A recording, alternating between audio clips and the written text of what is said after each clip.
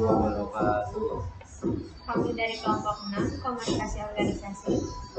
Kami di sini akan menjelaskan materi mengenai paradigma pengembangan sumber daya manusia yang terdiri dari 4 sistem Likert dan yang kedua teori organisasi Z.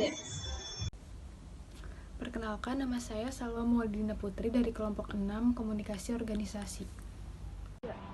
Perkenalkan, nama saya Endang Safitri, saya anggota dari kelompok 6 Komunikasi Organisasi. Perkenalkan, nama saya Cantika Megarayu, saya dari kelompok 6 Komunikasi Organisasi. Nama saya Faisal Ibrahim, saya anggota dari kelompok 6 Komunikasi Organisasi. Manajemen SDM adalah suatu ilmu atau cara bagaimana mengatur hubungan dan peranan sumber daya atau tenaga kerja yang dimiliki oleh individu secara efisien dan efektif, serta dapat digunakan secara maksimal sehingga tercapai tujuan atau goals bersama perusahaan, karyawan, dan masyarakat sehingga menjadi maksimal. SDM memiliki ciri khas yang berbeda dengan sumber yang lain. Memiliki sifat unik, yaitu sifat manusia yang berbeda-beda satu dengan yang lain. Memiliki pola pikir bukan benda mati.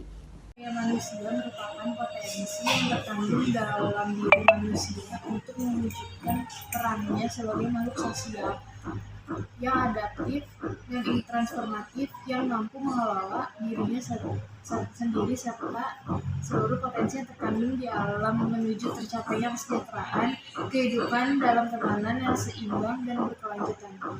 Dalam pengertian praktis sehari-hari, SDM lebih dimengerti sebagai bagian integral dari sistem yang membentuk suatu organisasi.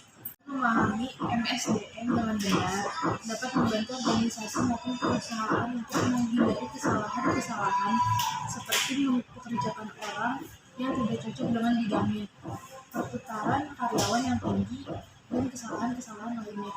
Signifikan dalam paradigma pengembangan sumber daya manusia, di mana paradigma baru adalah result based programming. Lihat bagian 3 yang memiliki karakteristik program atau solusi yang ditawarkan harus terkait dengan kebutuhan nyata dari bisnis dan industri.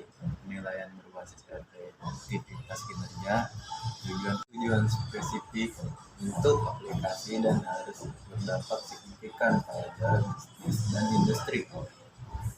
Ekspektasi hasil-hasil dikomunikasikan kepada seluruh karyawan, partisipan. Lingkungan dalam perusahaan disiapkan untuk mendukung implementasi sistem-sistem manajemen. Peran ditetapkan dengan manajer inti dan pelanggan. Pengukuran hasil kerja dan analisis biaya atau manfaat, cost atau benefit analisis. Perencanaan dan pelaporan berfokus pada outcome. Baru dalam manajemen sumber daya manusia adalah dengan munculnya manajemen talenta manajemen. Latar belakang lahirnya manajemen ini diawali dengan berbagai macam isu dan fenomena yang berkembang, yakni 1. Bagaimana merekrut sumber daya manusia secara lebih efektif dan efisien yang berbasis kompetensi. 2. Bagaimana cara mengembangkan pemimpin untuk memperkuat budaya, menanamkan nilai-nilai, dan menciptakan suksesi kepemimpinan dan berkelanjutan. 3. Kesenjangan kompetensi dapat diidentifikasikan dengan cepat sehingga organisasi dapat memberikan pelatihan, e-learning, atau mengembangkan program untuk mengisi kesenjangan tersebut. 4. Bagaimana cara mengelola para pekerja dengan konsisten dan terukur sehingga setiap pekerja diperlakukan adil, bertanggung jawab, digaji, dan dihargai secara sepadan. 6. Bagaimana cara mengidentifikasi pekerja berkinerja tinggi sebagai kader penerus untuk menduduki posisi kunci di seluruh organisasi, dan untuk memastikan bahwa organisasi bersikap fleksibel dan responsif dalam menanggapi kebutuhan para pekerja. 7. Bagaimana organisasi dapat memberikan pembelajaran yang lebih relevan, fleksibel, nyaman, dan tepat waktu? Terdapat berbagai macam model talent management yang telah diaplikasikan oleh organisasi, baik swasta ataupun publik, instansi pemerintahan di negara lain. Menurut Likert, bentuk organisasi yang dapat memanfaatkan secara maksimal sumber daya manusia adalah organisasi yang memiliki kerja efektif yang paling berhubungan dalam suatu pola tumpang tindih dengan kelompok efektif sejenis lainnya. Menurut Likert, pemimpin dapat berhasil jika bergaya partisipatif manajemen. Gaya ini menetapkan bahwa keberhasilan pemimpin adalah jika berorientasi pada bawahan dan berdasarkan pada komunikasi. Selain itu, semua pihak dalam organisasi bawahan maupun pemimpin menerapkan hubungan atau tata hubungan yang mendukung atau biasa disebut dengan supportive relationship. Likert merancang 4 sistem kepemimpinan dalam manajemen. Yang pertama yaitu sistem eksploitatif autoritatif, yaitu manajer sangat otoritaris, mempunyai sedikit kepercayaan kepada bawahannya, suka mengeksploitasi bawahan, dan bersikap paternalistik. Pemimpin dalam sistem ini hanya mau memperhatikan komunikasi yang turun ke bawah dan hanya membatasi proses pengambilan keputusan di tingkat atas saja. Ciri-cirinya yaitu pertama, pimpinan menentukan keputusan, kedua, pimpinan menentukan standar pekerjaan, yang ketiga, pemimpin atau pimpinan menerapkan ancaman dan hukuman, dan yang keempat, komunikasi top down. Kedua, yaitu terdapat sistem otoritaris yang baik hati atau benevolent authoritative, yaitu manajernya mempunyai kepercayaan yang terselubung, percaya pada bawahan, memotivasi, memperbolehkan adanya komunikasi ke atas. Bawahan merasa tidak bebas untuk membicarakan sesuatu yang bertalian dengan tugas pekerjaannya dengan atasannya. Ciri-ciri dari sistem ini antara lain, pertama, pimpinan percaya kepada bawahan, kedua, motivasi dengan hadiah dan hukuman, yang ketiga, adanya komunikasi ke atas, yang keempat, mendengarkan pendapat dan ide bawahan, yang kelima, adanya delegasi wewenang.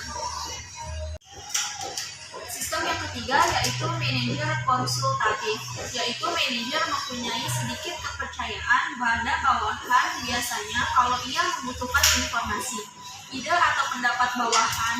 Bawahan di sini merasa sedikit bebas untuk membicarakan sesuatu yang berkalian dengan tugas pekerjaan bersama atasannya.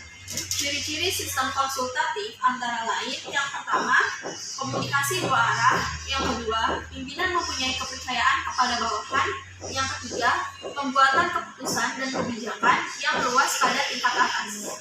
Yang terakhir yaitu sistem keempat, pemimpin yang bergaya kelompok berpartisipatif atau participative group, yaitu artinya manajer mempunyai kepercayaan yang sempurna terhadap bawahannya. Dalam setiap persoalan selalu mengandalkan untuk mendapatkan ide-ide dan pendapat dari bawahan dan mempunyai niatan untuk menggunakan pendapat bawahan secara konstruktif.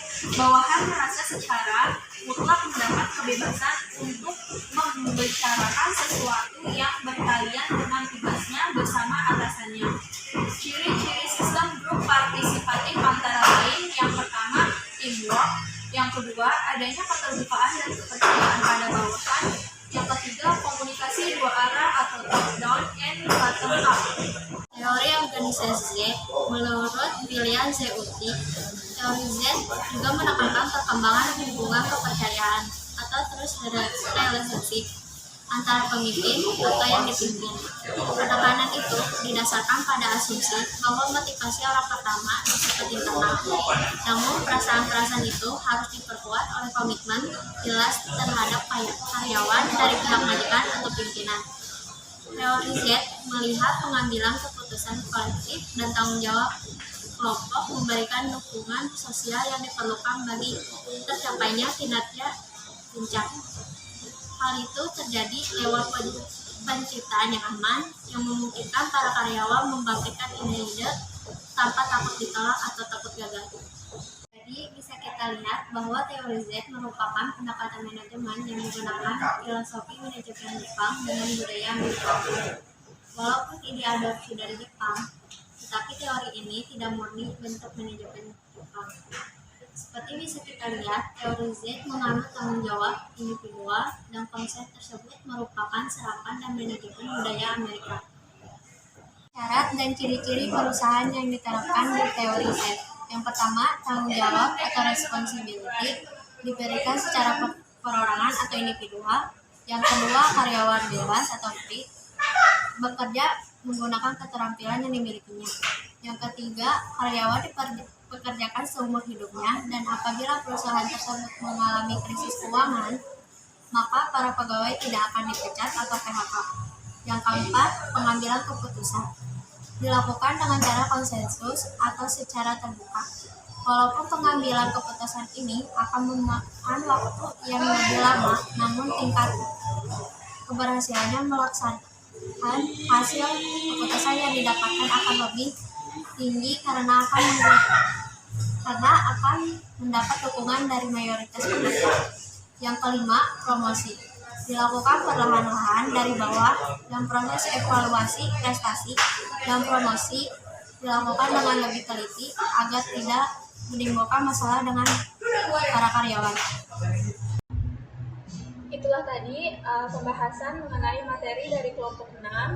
Kurang lebihnya kami mohon maaf. Semoga materi yang kami sampaikan dapat bermanfaat untuk kalian semua. Wassalamualaikum warahmatullahi wabarakatuh.